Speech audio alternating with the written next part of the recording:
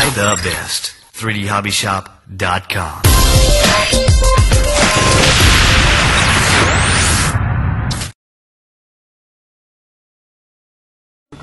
Yep. Okay. First of all, always do a pre-flight routine. That way you know everything's working. So, right aileron, left aileron, up elevator, down elevator, left rudder, right rudder, and power up. Alright, let's take off now.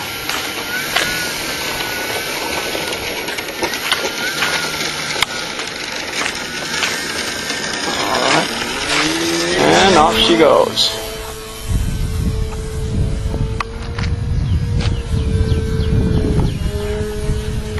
Get to a comfortable attitude, switch to 3D rates, and then just yank on the elevator. Just let the airplane fall, and then try to let it point toward you. There you go. Just let it sink. There you go. So you get a little closer, put up a little throttle, ease up on the elevator, and fly back out.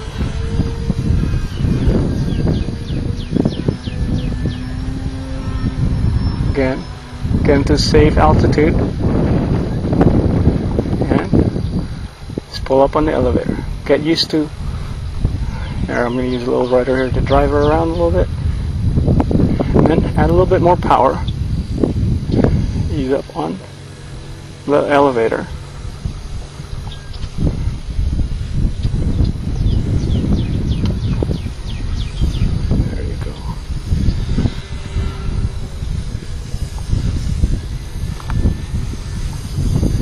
Make a right turn, left turn.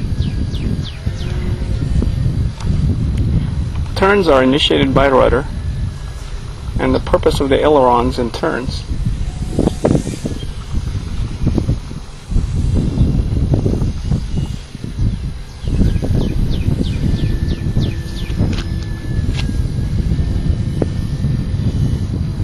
is to adjust the bank angle.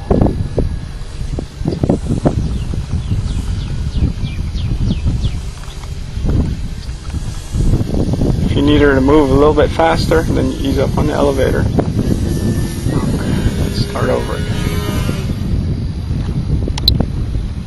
Okay, there you go.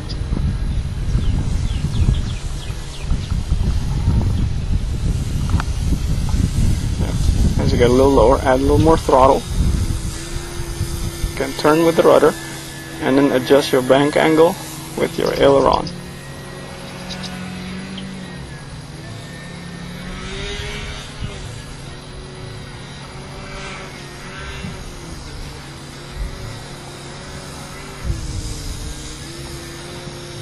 Okay. Now let's make a right turn.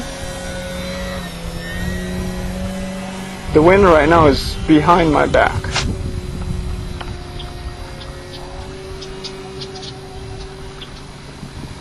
Anytime you're going to be turning away from the wind, you'll always have to add a little bit more throttle.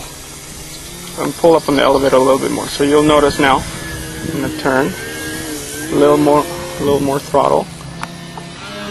More throttle. There you go.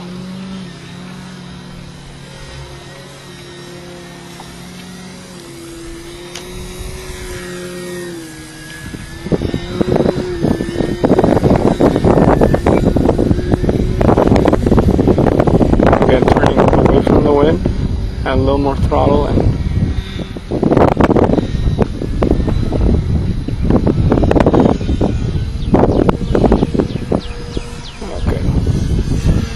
bring her back up again.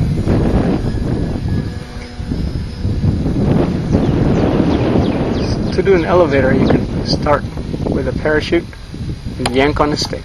Just go from there. Add a little bit of throttle while you ease up on.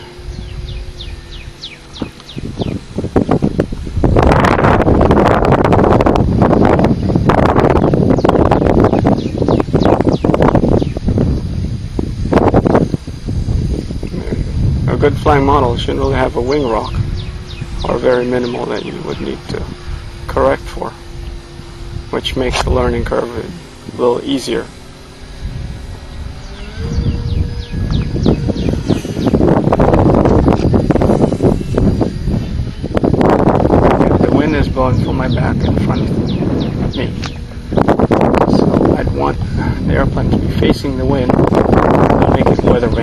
easier. Just come down, add throttle. And then as you exit, just ease up on the elevator, punch the gas. There you go.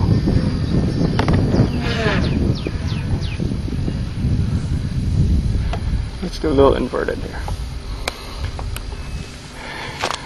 Once you get used to this is actually easier than upright, because the model, any model overall, is going to be more stable inverted than it is upright. The most confusing thing is actually adjusting for the rudder. When I was learning this, what I used to do was to lead with my aileron just a little bit so that I get the direction and think opposite rudder. So let's try this. Okay, you're going to turn left. So left aileron. Oh, sorry. So left aileron just a little bit, and then feed the right rudder. There you go. And add throttle as necessary.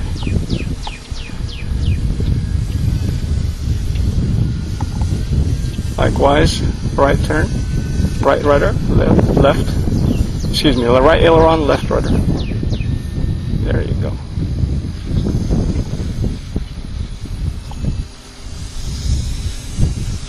And perfecting this maneuver is just a matter of getting the fine balance between throttle and elevator.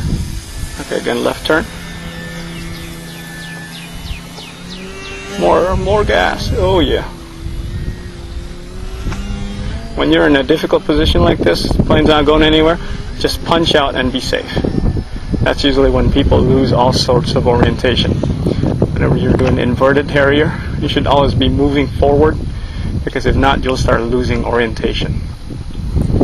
Okay. As for how do I enter a Harrier, you could do a couple of things.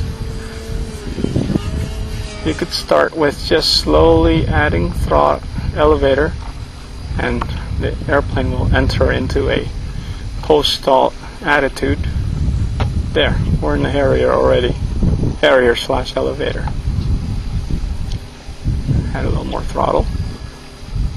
There you go.